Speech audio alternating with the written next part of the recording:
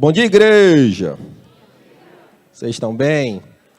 Graça e a paz do nosso Senhor Jesus Cristo. Saúdo você que está nos assistindo no YouTube. É sempre uma alegria poder compartilhar. Você que está nos visitando também, é uma grande alegria recebê-los.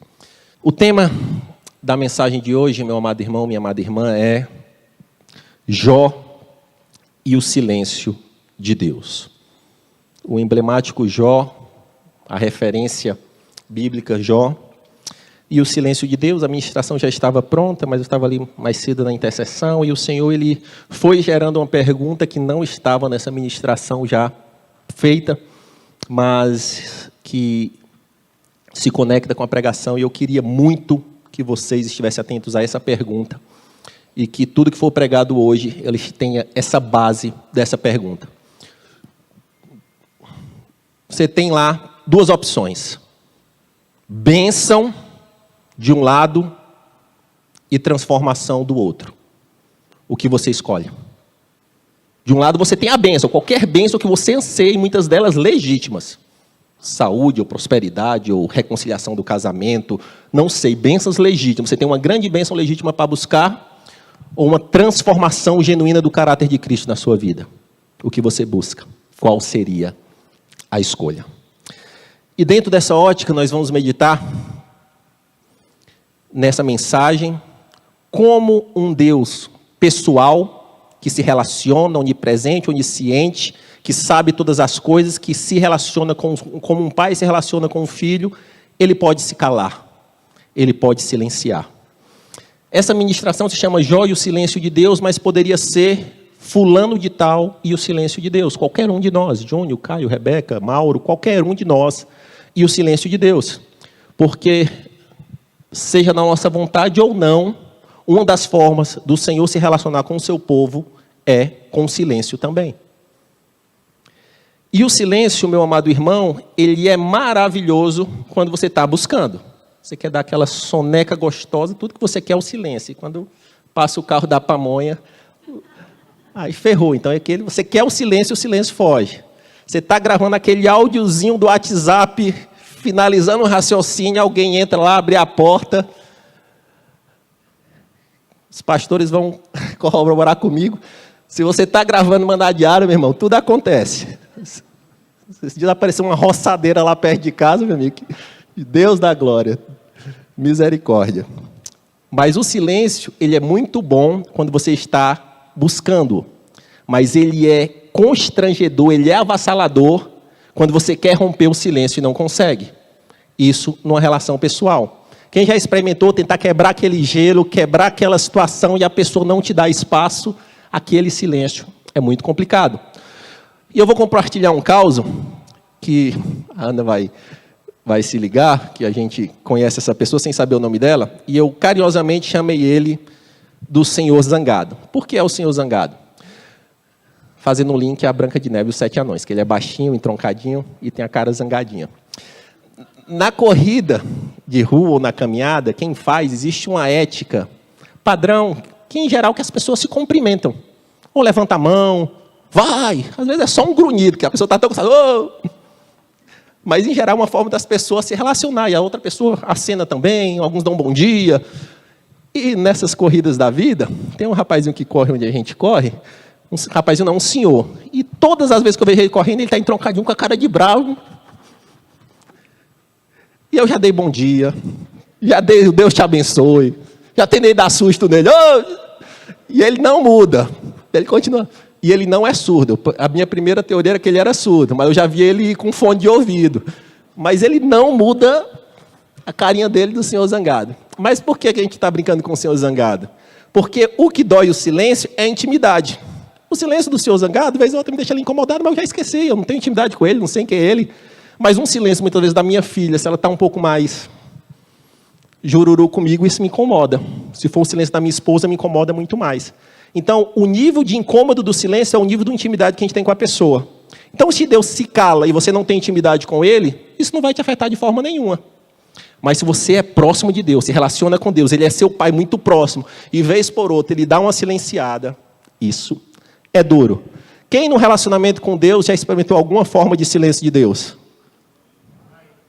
Se você se relaciona, eu ia dizer que é mentiroso, que se relaciona, vez ou outra, faz parte. Pode ser um ainda não, pode ser uma oração não respondida, pode ser um trabalhar de Deus, pode ser que ele deu uma promessa e se calou, porque se ele não deu o prazo, a promessa está dita.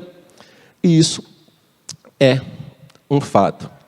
Mas algo interessante, meu amado irmão, nas últimas semanas o pastor Caio fez 2 pregações relacionadas a deserto e relacionadas a lugar de treinamento, numa conexão de uma grande prova para que quem suporte esse processo seja aprovado, tenha um outro patamar de intimidade com Deus.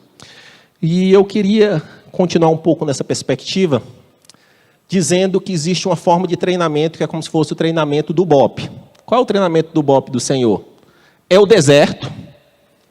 E o Senhor pode nos levar nos desertos para 2 formas. Para nos silenciar e para ouvir rapidamente. Então isso é uma prova dura, mas é maravilhoso. Ele levou para o deserto, falou, escuta e obedece.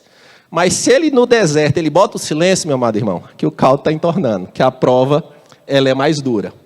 Mas se você já usufruiu ou está usufruindo de deserto com silêncio, isso é uma dádiva que você está no nível de maturidade espiritual acima. Porque o Senhor ele te dá desafios conforme você pode suportar. Então, se você ainda não usufruiu de um deserto com silêncio, isso pode ser alentador, mas também desesperador no mesmo sentido. É como o caso de um treinador e o seu atleta. Estou vendo aqui o Ricardo, que conhece bem esse mundo de... Quanto mais é iniciante o atleta, mais instrução o treinador tem que dar. Instrução básica, instrução específica, repetição.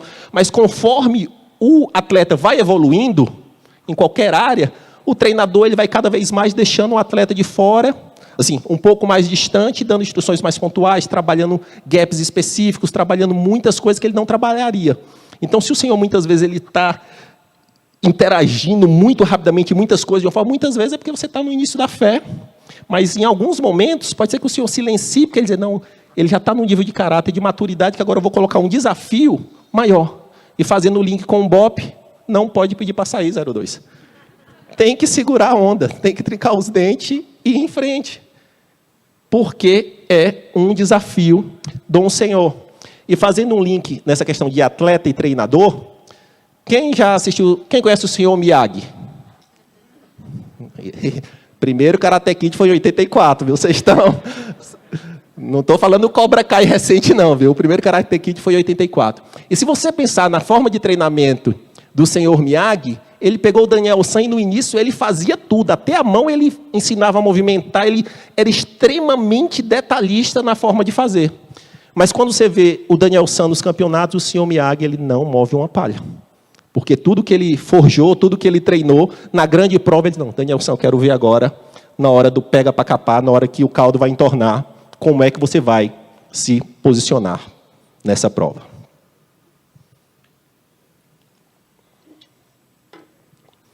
E na Bíblia, meu amado irmão, nós temos diversas provas, comprovações, que o Senhor ele também se relaciona com o silêncio. Uma delas é o próprio Abraão. Existe uma forma de silêncio que é um silêncio alicerçado da promessa. O Senhor dá uma palavra e depois silencia. O Senhor falou para Abraão, sai da tua terra, vai para a terra que eu vou te mostrar. E durante um período de 25 anos, teve 3 interações diretas. Então, eram longos gaps de silêncio baseado numa grande promessa. Existem outros silêncios na intimidade, que é silêncio sobre assunto específico. Moisés, um dos homens mais íntimos de Deus, mais próximo de Deus, que ouvia a revelação do Senhor sobre tudo, num assunto específico, Deus não queria conversa com Moisés. Sobre o quê? Moisés bateu lá na rocha, desobedeceu a Deus, e vez outra, Moisés queria trazer o assunto de novo. Senhor, Deus benevolente, misericordioso, deixa eu entrar na terra. Olha o que Deus falou para Moisés em Deuteronômio 3:22. Basta, Moisés, não vou falar mais sobre isso. Na linguagem de hoje, vira a página. Pode ser que Deus vai dar algum silêncio específico, porque Ele é Deus, e Ele, de repente... Existem silêncios que são desconfortantes e que testam a nossa fé. João Batista, o homem mais puro que nasceu de mulher, palavra do próprio Cristo, que ouviu a voz audível de Deus dizendo, esse é meu filho amado em quem me comprazo, no deserto da prisão, ele entrou em parafuso e mandou os discípulos ir. Vai lá e pergunta para Cristo se ele é o Filho de Deus, se ele é o Messias ou nós temos de esperar outro. É um silêncio que desgoverna. Nós tivemos 3 dias de silêncio entre a morte e a ressurreição. tivemos um hiato de silêncio entre quando Cristo subiu aos céus e até o Pentecoste. E ali são hiatos, são provas, são testes. Você vai dizer, não, esse silêncio é para saber quem vai... Você acha que todos que caminharam com Cristo estavam lá em Pentecostes? Provavelmente não, porque a gente tem uma parcela de desistência. Pessoas que no silêncio fraquejam. E existe, sim, aprendizado no silêncio, existe aprendizado na prova. Tiago, na sua carta, no capítulo 1, ele diz, tenha por muita alegria passar por provações. Não é pouca alegria não, gente. Fala, é muita alegria. É duro. Mas por que ele está dizendo? Porque ele faz uma sequência lógica. Porque se você tem alegria, você passa a aprovação, você é aprovado, a fé é gerada e a perseverança é introjetada no seu caráter. E diante desse contexto, vamos entrar agora na vida de Jó, esmiuçar um pouco a vida desse homem. A vida de Jó está em 42 capítulos, gente, e algo que eu também queria falar para a igreja, é muito importante, uma instrução. Tem muita gente que, se você perguntar sobre Ruth, não sabe o que é, se não falar sobre Esther, não sabe o que é, Jó, não sabe o que é, porque muitas vezes tem uma leitura parcial e pontual da Bíblia. Imagina você ler qualquer biografia, qualquer história, qualquer narrativa, você abre lá aleatoriamente, lê lá um parêntese da vida, você não vai saber nada da vida. Então, se é um livro de narrativa, de história, Jonas são 4 capítulos, pega do início ao fim. Você vai ter uma compreensão do que quer dizer. Mas eu leio um versículo de Jonas hoje e outro daqui a 2025. Você vai saber que ele teve na barriga de um grande peixe, beleza. Mas a narrativa, os meandros, são perdidos. E eu sugiro, quem está no plano de ler esse ano, que pegue, de alguma forma, em algum período, o livro de Jó, 42 capítulos, se você fizer um capítulo por dia ou 2 capítulos por dia, nessa tomada de sequência, muitas coisas serão clarificadas. E na exposição desse texto, faz necessário um nivelamento aqui, para todos nós estarmos na mesma página. Quem foi Jó? Jó de Uz, o homem mais rico do Oriente, o homem mais justo de toda a terra, não na sua alta avaliação, mas na avaliação do próprio Deus, que conhece. E nessa relação, Jó e Deus estava tudo maravilhoso, até o momento que Satanás, ele sugere para Deus que o amor de Jó era um amor falso, era um amor interesseiro. E nesse contexto, Deus, que tem o controle de todas as coisas, como Martinho Lutero disse, que o próprio Satanás é como se fosse um cão em uma coleira, que vai até onde Deus libera e segura e volta. E nessa provocação de Satanás, Deus diz, está liberado uma prova para o meu filho Jó, mas você vai só até aqui em relação à prosperidade, depois você vai só até aqui em relação à saúde. E nesse sentido, depois dessas 2 primeiras provas, Jó passou uma terceira grande prova, que é a prova do silêncio. E antes dessa prova do silêncio, surgem os amigos de Jó, 3 grandes amigos que... Tem gente que é injustiçada na Bíblia, são esses 3 amigos, gente, eu acho. Muita gente nem leu a história de Jó, houve um boato que eram os amigos de Jó, eram nó cego, era ruim, e sai replicando essa imagem.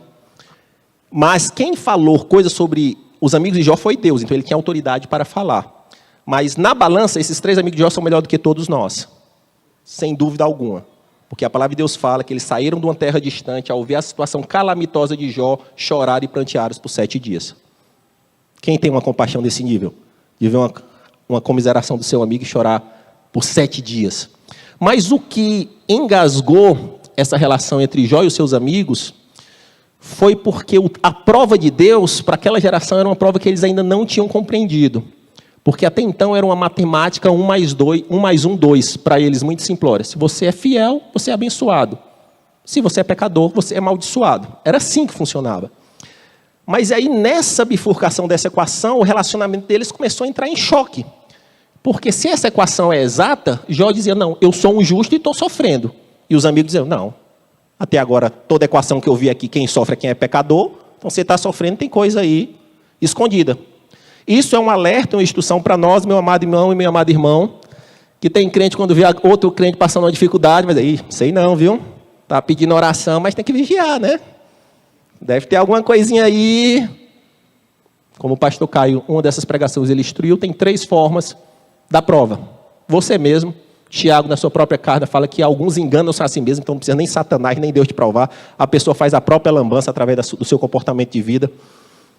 Existe Satanás, que tenta, não prova. Ele pode tentar, e você, se você estiver santificado com um muro alto, com a guarda alta, você pode repreender e vazou. E existe também a possibilidade de ser a prova vinda de Deus, que essa é mais complexa. E nesse sentido, Jó tem um grande silêncio de Deus, mas em um momento Deus fala, Jó é provado e aprovado. Então esse é, em linhas gerais, um breve resumo da história de Jó. E agora nós vamos entrar na temática mais clara, mais específica, acerca de Jó e o silêncio de Deus. Lembra da pergunta anterior? Qual foi que eu fiz? É preferível ser abençoado ou ser transformado? Jó, na minha avaliação, ele passou por 4 grandes provas. A primeira delas está logo no primeiro capítulo, que foi a prova da prosperidade. Jó abruptamente perdeu rebanhos, riquezas, escravos e inclusive seus próprios filhos. E para o mundo antigo, você ter filho também era um sinal de prosperidade. Então, toda a prosperidade de Jó, numa forma avassaladora, foi ruída. Isso sendo uma grande prova, fica imaginando céus e infernos observando como aquele homem, que era a grande aposta de Deus para aquele desafio, ia se comportar. Óbvio que não tem habilidade nem unidade entre céu e trevas. Se fossem em outro planeta, poderia até estar fazendo bolão. E aí, Jó vai falar ou não? E nessa primeira prova, olha a resposta de Jó à prova da perda da prosperidade. Jó 1, 20 a 22. Após perder tudo, olha como é que Jó se comportou. Pode jogar lá, Wilson, obrigado. Ao ouvir isso, Jó levantou-se, rasgou o manto e rapou a cabeça. Então, prostrou-se no chão em adoração e disse: saí nu do ventre da minha mãe e nu partirei. O Senhor deu, o Senhor levou. Louvado seja o nome do Senhor. E aqui o resultado da primeira prova: em tudo isso, Jó não pecou, nem em nada culpou a Deus. Então, o primeiro grande desafio de Jó, que qualquer um de nós, qualquer grande maioria da média teria desfalecido, ele passou rapidamente. Veio a prova, ele já passou. E ali Jó deixa muito claro a questão do sofrimento humano, que é natural, meu amigo. No deserto, no silêncio, é natural a gente sofrer. Nós não somos robôs e cremos que o Senhor não permitirá antes disso. Esses ciborgues aí não existirão, a gente já vai subir. Mas ter sofrimento na dor é natural do ser humano. E Jó sofreu, raspou a cabeça, chorou. Natural, mas em tudo isso, ele não pecou. Pelo contrário, no confronto entre Satanás e Deus, Satanás tinha dito: na sua própria face ele vai te amaldiçoar. E pelo contrário, a palavra de Deus diz: louvado seja o nome do Senhor. Foi assim que Jó, ele respondeu totalmente contrário à aposta do inimigo.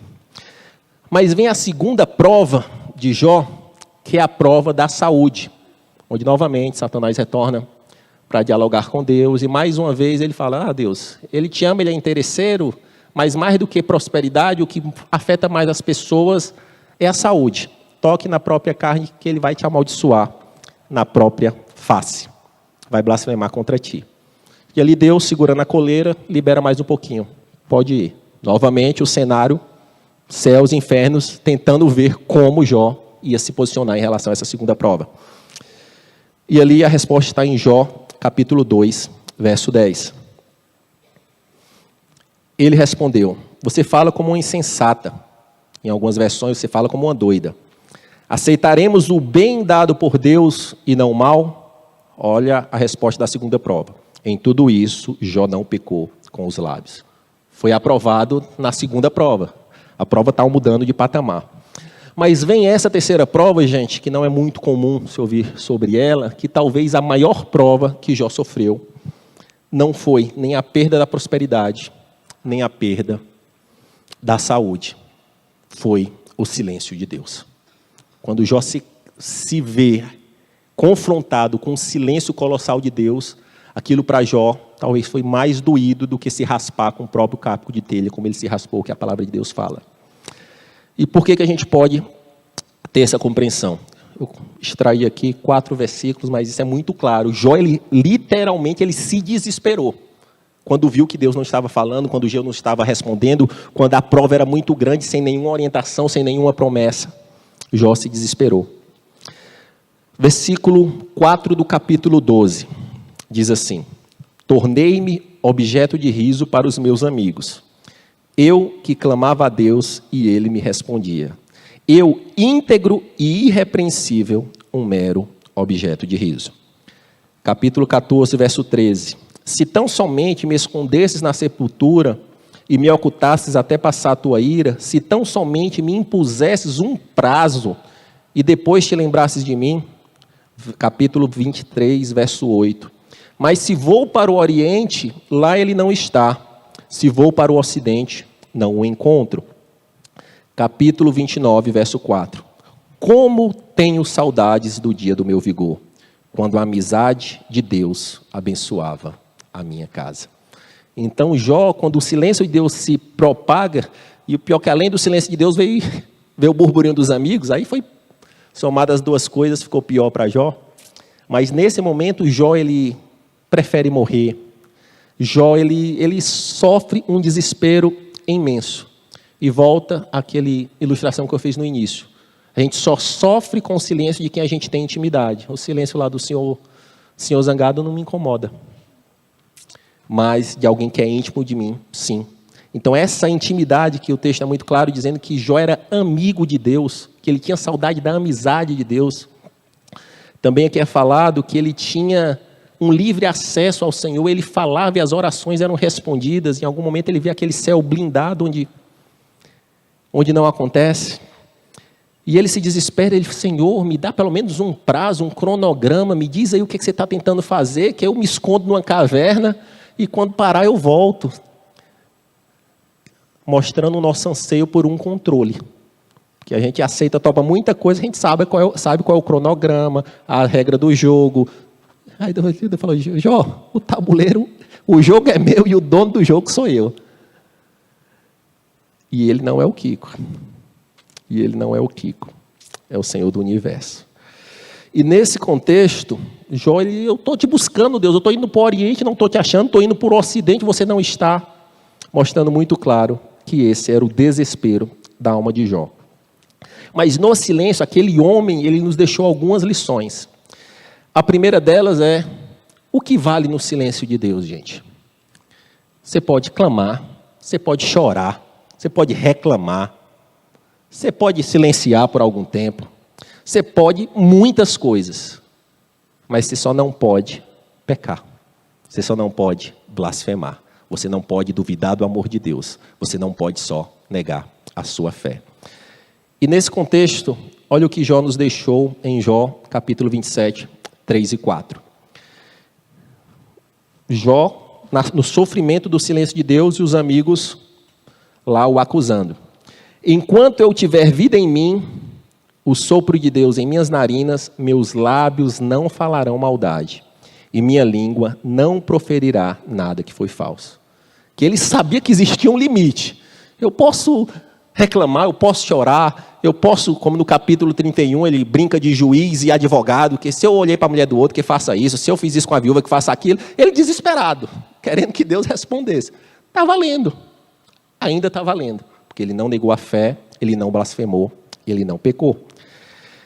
E tem, fazendo um link com isso, existe William McHaven, que é um mariner muito famoso americano, que escreveu livros e tudo, e participou de missões no Iraque, Saddam Hussein, Afeganistão, e ele tem uma palestra dele bem interessante sobre não tocar o sino. Ele fala de toda a dor que é passar pelo treinamento lá na Califórnia dos mariners americanos. Ele diz: cara, pode tudo, só não pode tocar o sino, porque se você tocar o sino, todo o seu investimento de uma vida, e nesse contexto espiritual, na prova, no silêncio, no deserto, pode tudo, só não pode pecar. Só não pode tocar o sino da blasfêmia, só não pode tocar o sino da desconfiança do amor de Deus, só não pode tocar o sino de pensar que Deus não tem poder. Esses sinos a gente não pode tocar, porque se a gente tocar, a gente está abrindo uma brecha enorme espiritualmente. Não é uma brechinha, não, é... Lembre-se que existe um mundo espiritual, e se você está passando por um deserto, com o silêncio, existe céus e infernos vendo qual é que vai ser a sua reação. E quando a gente toca o sino da blasfêmia, toca o sino da incredulidade, ali o inferno está aplaudindo e dizendo, Deus, realmente ele não é um aprovado não. Mas quando a gente resiste, persiste, o Senhor diz, esse é um filho e uma filha aprovada, que tem o caráter do meu filho Jesus. Aquele mesmo caráter que eu deixei naquele filho, que te humilhou no deserto, Satanás, está nesse meu filho e na minha filha. E eles continuam a te envergonhar, continuam a te humilhar. Mas chega um momento desse silêncio que Deus fala. Deus vai falar, meu. Eu não vou poder precisar o tempo, não como e nem onde. Mas Deus fala e com Jó não foi diferente. Jó 38, 1, 4. Então o Senhor respondeu a Jó do meio da tempestade. Disse ele, quem é esse que obscurece o meu conselho com palavras sem conhecimento? Prepare-se como simples homem, vou fazer-lhe perguntas, e você me responderá. Onde você estava quando lancei os alicerces da terra? Responda-me, se você sabe tanto. E eu fico pensando, quando Deus rompe o silêncio, deve ter sido um misto de desespero com a esperança de Jó. Tudo o que ele queria era ouvir a Deus. E Deus falou. Mas Deus falou com uma voz de imposição, de soberania, de mostrar quem mandava. Porque o mais justo na terra, ele tem relevância comparado aos meros mortais como nós.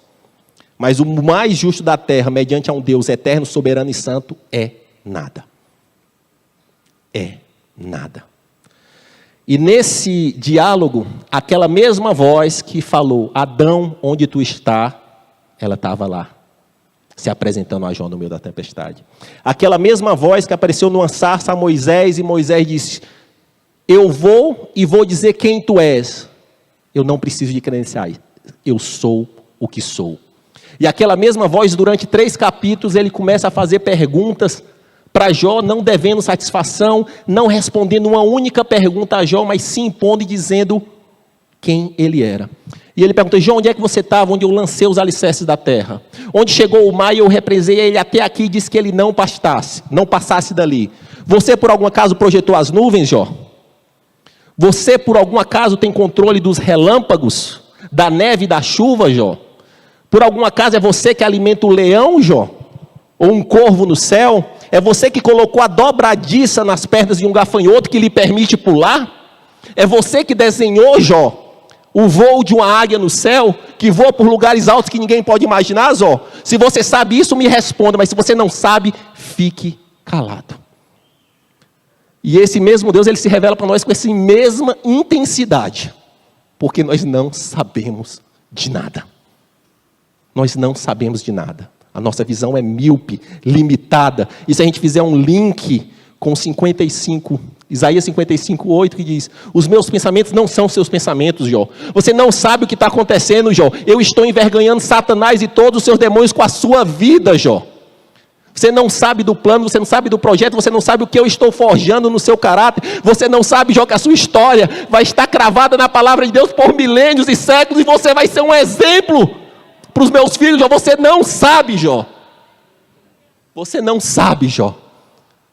Mas eu, como um bom pai, eu não posso te dizer tudo. Porque eu sei dizer tudo, o plano não tem graça, o plano não mostra exatamente o seu caráter forjado, Jó. Como se tem uma piada que rolou na internet durante muito tempo, sabe de nada inocente, era Deus dizendo, sabe de nada pecador. Você não sabe de nada. Porque você está vendo da fração da vida, centésimo de segundo. Eu sou um Deus que vejo a eternidade, o antes, o hoje e o depois. Eu conheço o coração de todas as pessoas, eu sei de tudo, Jó. E essa visão míope, se você não cuidasse, se eu não fosse misericordioso para descer, corria o risco, Jó, de repente aquilo que você não fez, que foi tocar o sino da blasfêmia, você poderia fazer. Mas eu sou um Deus tão gracioso, Jó, que me revelo com você, com um peso, mas com amor. Para mostrar quem você é e quem eu sou. E dentro desse contexto, meus amados irmãos, Jó, ele aprende essa lição. E isso aqui, gente, tem uma grande aplicação para a nossa vida hoje. Existe um falso evangelho sendo pregado aí, que está exaltando o ser humano. Jó, Deus se posicionou para ele e colocou ele no lugar onde era. Quanto mais eu e você na fila do pão, meu amado irmão. Desconfie de qualquer evangelho que ele chama de general, de leão, de hunter caçador, de conquistador. Desconfie. Desconfie. Porque nós temos que estar sujeitos, submissos. Só existe um Senhor e o trono está ocupado. E diante desse trono, todos os anjos celestes o adoram em eternidade, dizendo: Santo, Santo, Santo é o Senhor dos exércitos. Os 24 anciãos que têm glória, que têm reconhecimento pelo que são, vê aquela glória, jogam as suas coroas e lançam aos seus pés. Então desconfie, meu amado irmão. E até esses que estão sendo enganados, achando que é general na terra, até no inferno ele não vai ter hierarquia. Ele vai estar lá, vai ter Satanás, os seus demônios, e ele vai estar lá. Infelizmente. Infelizmente. Mas tem uma esperança. E o que é interessante, meu amado irmão, fazendo um parêntese aqui, existia uma luta que ocorreu esses dias, uma luta de entretenimento, que foi entre Popó, 4 vezes campeão mundial de boxe, e o Whindersson Nunes, que é um influenciador digital. Eu não assisti a luta, mas eu vi alguns comentários e eu vi um trecho de uma entrevista do Popó. E perguntando: Popó, por que você não destruiu? Eu disse: não, estava batendo com misericórdia. Eu batia quando eu vi que ele estava grunhindo, quando estava apagando, eu aliviava a mão. E de certa forma, gente, é muitas vezes o que Deus faz com a gente. Ele deu esse chacoalhão com o Jó, mas foi com misericórdia. Ele foi lá e tirei a mão, vou mostrar a graça. Mas foi exatamente isso. Porque fizeram de tudo para o Whindersson sobreviver. Era para ser 10 rounds, deram 8. Era para ser 2 minutos, 1,5, estavam acabando o relógio. Era para ser 1 minuto de descanso, davam 3. Era assim, tudo que fizeram. Foi uma luta, assim, em termos de entretenimento interessante, mas foi uma luta que foi feita para misericórdia. Muitas vezes é assim que Deus faz conosco. Ele dá um chacoalhão, ele dá, mas é com misericórdia. É com amor. Mas existe uma esperança para mim, para você, meu amado irmão, que quem vence a prova, ele é aprovado e muda de patamar. Muda de patamar. Não vai ficar no mesmo nível, muda. E qual é o alento, a esperança? Que vai vir outra para você mudar de patamar, que a gente está no processo de santificação, de transformação, de mudar o caráter de Cristo, de ser gerado um caráter perfeito e aprovado em nós. E esse outro patamar não é o outro patamar aí de um meme, de um jogador que fala: não, nós estamos em outro patamar, não, é outro patamar espiritual. Quando a gente vence a prova, a gente... E como é que a gente pode ver isso? Jó 42:5. Meus ouvidos já tinham ouvido a teu respeito, mas agora os meus olhos te viram. Você pode exaltar o nome desse Senhor? Louvado seja o teu nome, Senhor. Que toda prova em nossa vida, que toda dificuldade, que toda tribulação nos leve a um outro patamar de conhecimento, que não seja de te ouvir falar, mas de contigo andar, de te sentir. Que seja isso, que seja gerado em nós, Pai. Que isso seja gerado em nós.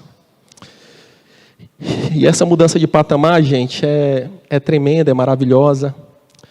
Existe um louvor bem conhecido de Ademar de Campos, que é com base em Jó 42, que fala que antes eu te conhecia de ouvir falar, mas agora de contigo andar. Poucas pessoas sabem que esse louvor foi gerado com a perda de uma filha. Ele mudou de patamar espiritual e abençoou toda uma geração. E o último ponto, gente, depois que ele mudou de patamar, é prova sobre prova, né? Tinha passado da terceira, agora veio a quarta. E qual foi a quarta prova de Jó? Foi colocar aquilo em prática que ele recebeu de Deus. Ele recebeu misericórdia, benevolência, e agora Deus falou: Jó, agora eu quero ver isso em prática. Eu não vou só envergonhar Satanás na tua vida. Eu quero vendo isso que eu envergonhei ele, reverberando na vida de outras pessoas. Como assim? Sabe aqueles teus amigos que te azucrinaram? Eu quero ver se você vai ter a mesma misericórdia deles que eu tive de ti. Porque eu vou pedir para eles pegarem uns animais, para oferecer holocaustos, e eu só vou aceitar se você orar sobre eles. E aí? E Jó, ele passou nessa quarta prova e orou pelos amigos. Mas, Júnior, isso é óbvio, depois de ter a revelação do Senhor, era óbvio que ele ia mudar e ia colocar em prática? Não. Dos 10 leprosos, apenas um voltou para agradecer o Senhor. Apenas um voltou para agradecer o Senhor.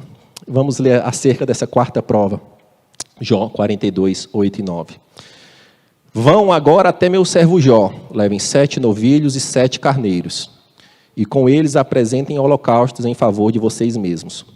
Meu servo Jó orará por vocês, eu aceitarei a oração dele, e não farei com vocês o que vocês merecem pela loucura que cometeram. Vocês não falaram que é certo ao meu respeito, como fez o meu servo Jó. E o que é interessante é que muitas vezes as pessoas pulam já para as bênçãos de Jó, mas antes dessa bênção de Jó, ele teve que passar por essa última prova, que foi a prova de colocar em prática. Vamos lá ao 42, verso 10. Depois que Jó orou por seus amigos, o Senhor o tornou novamente próspero e lhe deu em dobro tudo o que tinha antes. Então as provas de Jó foi prosperidade, saúde, silêncio, e depois eu quero ver isso aí em prática. Eu quero que esse caráter que eu gerei em ti, Jó, chegue em outras pessoas que não me conhecem como você me conhece. Então, meu amado irmão, minha amada irmã, cada prova, cada cicatriz, gerada espiritualmente, não por tentação ou não por pecado, mas que é gerada por uma prova vinda de Deus, o ciclo disso tem que reverberar em abençoar vidas. O ciclo disso tem que reverberar em tocar pessoas. Essa igreja é fruto de uma prova, onde um homem e uma mulher foram provados por muitos anos de uma doença, e quando veio a cura, eles se posicionaram e passaram a reverberar a mensagem daquele Deus que tinha curado a filha. Aí fica a pergunta para mim e para você. Primeiro, se eu sou crente, tem prova. Você tem tido prova? Isso aqui, gente, da mesma forma que o evangelho triunfalista é uma mentira, o evangelho derrotista também é uma mentira, que não é uma mensagem que a gente vai viver a vida toda tampado de feridas, não. A gente vai vencer, vai empatar, vai ganhar, vai chamar o VAR de vez em quando, vai ver. Isso é normal. Esse evangelho que você só ganha é mentira. Mas esse evangelho que você perde, vai ter uma vida miserável, também é uma mentira.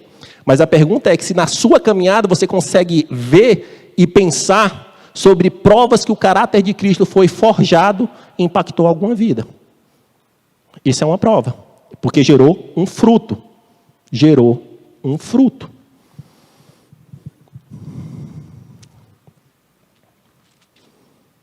E o interessante, mostrando a dimensão e a grandeza desse Deus majestoso, provando que a nossa visão é tão limitada e diminuta, como disse C.S. Lewis, ele diz que a capacidade do ser humano entender Deus é a mesma capacidade de uma lesma compreender o ser humano. É nesse nível, uma mente brilhante falou isso. Mas muitas vezes a gente quer entender Deus, quer colocar Deus num box, quer doutrinar Deus. Não, Deus, eu entendi isso aqui e eu te doutrino no que eu penso. Aí Deus diz, eu sou o que sou. Seu orelha seca, na linguagem de hoje. Orelha seca é uma palavra do Nordeste. Vez ou outra eu coloco, as pessoas não vão entender. Aí pode ficar sem contexto.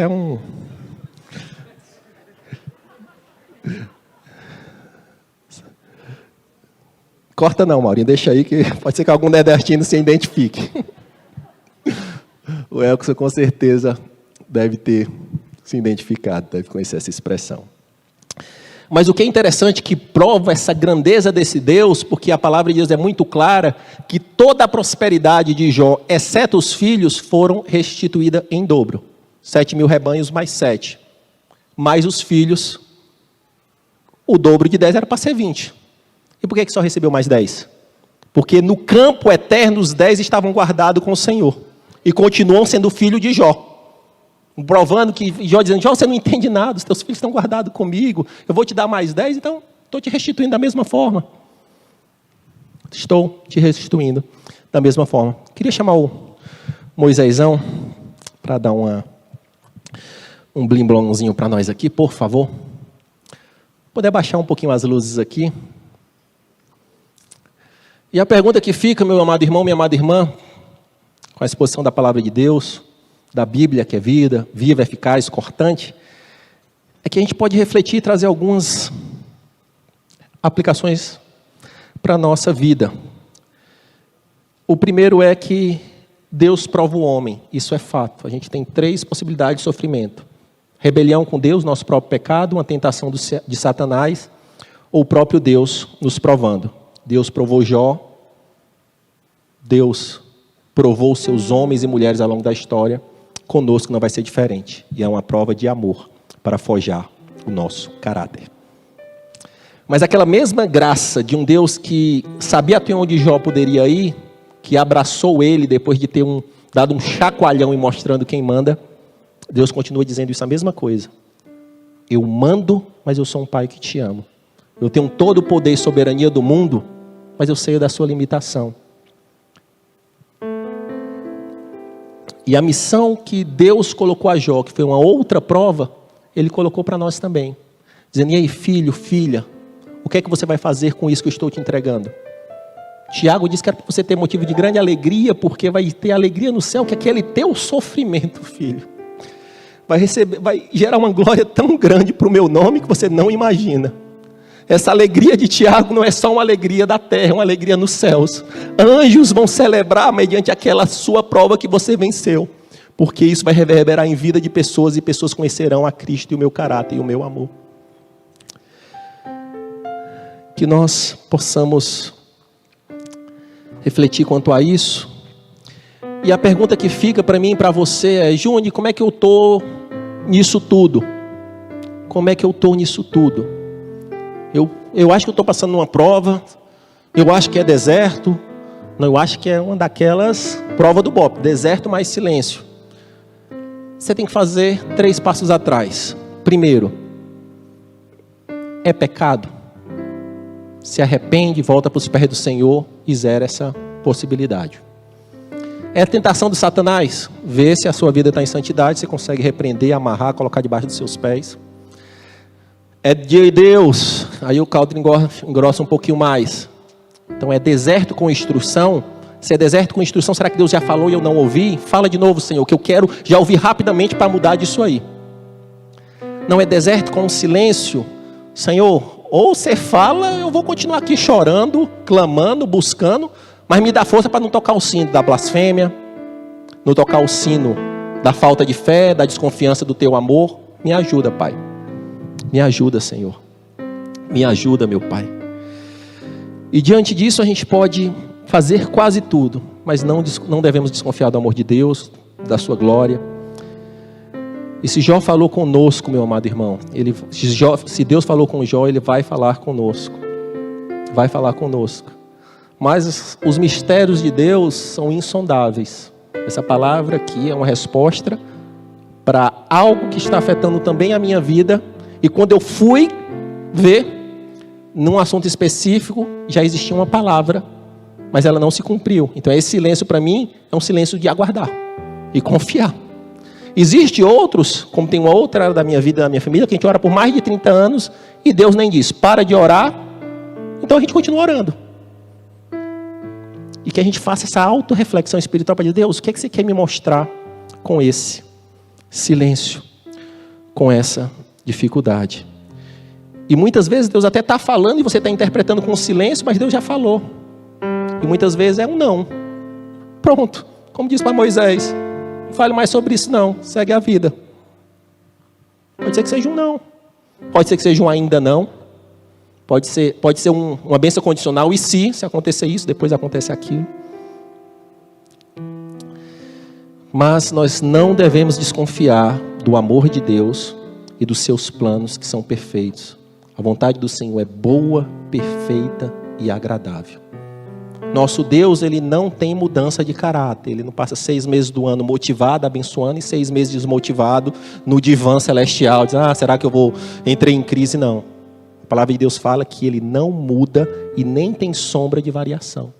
Ele é o mesmo. Ele é o mesmo. Você pode projetar, Wilson, a gente está caminhando para o final, só um resumozinho para tentar fixar o que a gente falou aqui hoje, nessa manhã, que é o PowerPoint. Falar os 7 pontos que nós falamos aqui. Primeiro veio a primeira prova, que foi a prova da prosperidade. Jó venceu, entendendo a mordomia de Deus, disse, no eu vim, no eu vou voltar. Depois veio a prova da saúde, onde Jó também venceu essa prova e chamou a mulher de insensata. não vou receber o bem de Deus, quanto mais o mal. Depois vem a prova do silêncio, e ela foi mais duradoura, mais extensa, e aí a gente aprendeu que nós podemos clamar, reclamar, perseverar, sofrer, mas só não pode tocar o sino da blasfêmia, da desconfiança. Aprendemos que Deus fala, e quando Deus fala, o homem se cala. E aprendemos que Deus, Ele está em um outro patamar. O maior diante da terra é nada diante de Deus. Aprendemos também que quem vence a prova muda de patamar, e Jó mudou de patamar espiritual. Ele ouvia falar, mas agora os olhos deles via Deus, um outro patamar espiritual. E a quarta prova foi colocar em prática com os amigos que se tornaram inimigos logo depois. Se aquela graça, ela ia chegar naquelas pessoas. Porque muito provavelmente, se Jó fechasse o seu coração, ali o processo teria finalizado. As bênçãos de reconstituição deveriam acabar ali. Pode fechar, Wilson? Baixe a sua cabeça, feche os seus olhos. Tenha um momento de reflexão com o Senhor.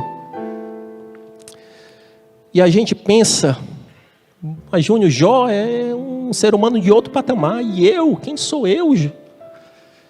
Mas se a gente pensar no sofrimento de Jó, que foi um grande sofrimento, sim. E o sofrimento de Cristo, meu amado irmão? Jó não morreu. Jó não foi crucificado.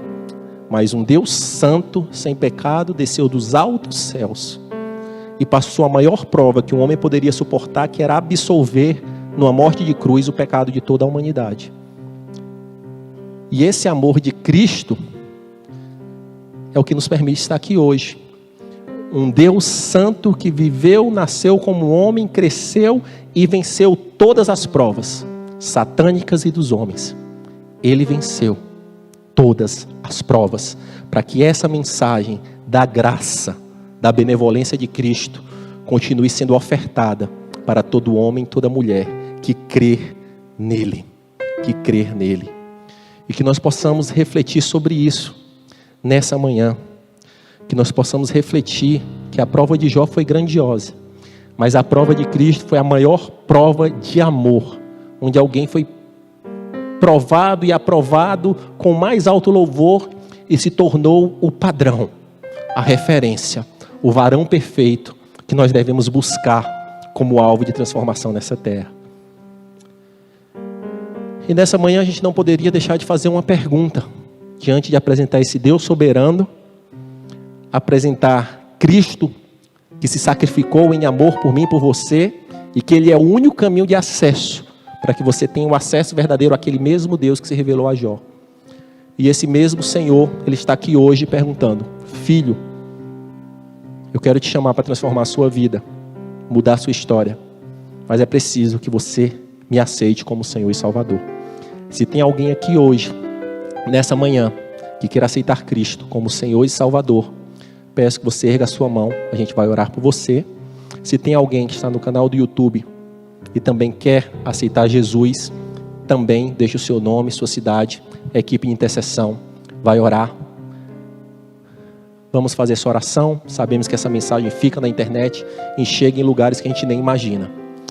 Senhor Deus, eu te peço perdão, Senhor, pelos meus pecados, pelas minhas falhas, e em nome de Jesus, reconheço o sacrifício perfeito de Cristo na cruz. O maior sofrimento já imaginável foi pago naquela cruz por mim.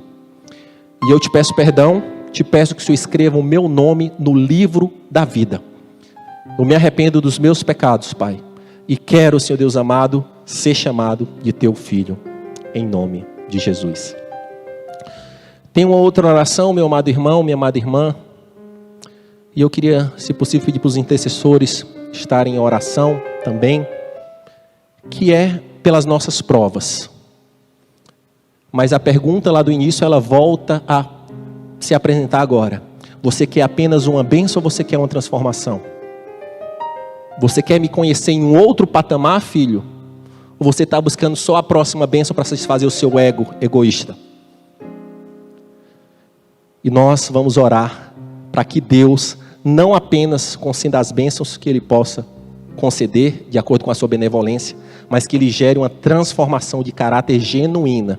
Como foi falado aqui ontem, tem muito crente que está na igreja de Laodiceia, achando que está na igreja de Filadélfia. E como eu devo saber isso? Um grande indicativo são os frutos. Que fruto você tem gerado para o reino de Deus? A palavra de Deus fala em João 15, se você está na videira, a videira está em você, você vai dar um fruto de mesma natureza. Vamos orar.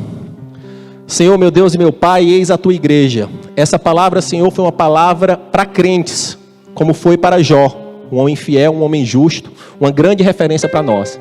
Mas nós aprendemos, Deus, que o maior dentre todos é um nada mediante o Senhor soberano. Aprendemos, Deus, que o Senhor tem o controle de todas as coisas e nada foge do seu controle e da sua soberania, Senhor. Sabemos, Deus, que o Senhor tem o controle absoluto de todas as coisas, do tempo, do espaço, da saúde, da prosperidade. Sabemos, Deus amado, que o Senhor tem o controle dos relacionamentos, e o Senhor sabe, Deus amado, que muitas vezes é difícil passar na prova. Creio, Senhor Deus amado, que tem muitos irmãos ou irmãs, Senhor, que podem estar passando por provas, desertos mais silêncios de Deus. Mas eu te peço em nome de Jesus, que o Senhor traga clareza, que o Senhor traga abertura dos olhos para eles entenderem o que está acontecendo. Se é uma prova oriunda de pecado, que em nome de Jesus o processo de santificação se inicie agora, que pecados sejam trazidos à vista e haja um rompimento com o pecado, a abolição do pecado, mudança de vida, transformação. Se é uma tentação de Satanás, se o crente está com o muro alto, ele tem poder para falar agora, está debaixo dos meus pés, você não tem autoridade nenhuma, serpente maligna e perversa, você não tem nenhuma autoridade, eu sou selado pelo sangue de Cristo. Mas se essa prova, se essa dor, Senhor Deus amado, é algo gerado em ti, é uma prova, Senhor Deus amado, eu te peço um caráter aprovado, eu te peço, Senhor Deus amado, força para resistir, para não blasfemar, para não duvidar do teu amor. Me ajuda, Senhor Deus amado, a passar pelas provas. E mais do que isso, Senhor Deus amado, me ajuda que essa prova gere uma transformação, Senhor. Eu clamo, Senhor Deus amado, por uma transformação de caráter, de mente, de santidade, Senhor Deus amado, em toda a nossa igreja, em todo, Senhor Deus amado, que vão ouvir essa mensagem. Transformação, o Senhor falou muito claro no meu coração. O Senhor, Ele é um Deus de bênção, mas é um Deus que transforma vidas e histórias. Ele quer transformar a vida, Ele quer testemunhos. E hoje Ele está perguntando para muitos dos meus fiéis: você diz que é meu filho? O que é que a sua vida tem gerado? Você diz que é santo? Onde essa santidade tem chegado? Você diz que me ama, mas onde esse amor tem impactado?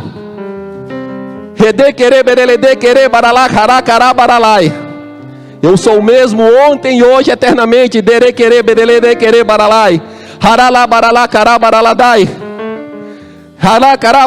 A glória é minha, o poder é meu, o controle é meu. Não duvide do meu amor. Não duvide do meu amor. Não duvide do meu amor. Não duvide do meu amor. Você pode aplaudir o nome do Senhor?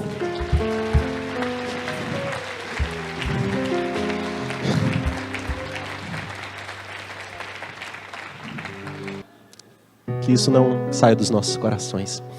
Erga as suas mãos como quem recebe. Obrigado, Senhor, pelo teu amor, pela tua palavra, pela reunião e comunhão dos justos, Pai. Que o amor de Deus, o soberano Senhor do universo, aquele que tem o controle de todas as coisas, a graça salvadora e redentora de Jesus Cristo, o Cordeiro perfeito, que nos salvou, e que a comunhão, a consolação do Santo Espírito esteja com você, com a sua família. Vão na paz, uma excelente semana em nome de Jesus.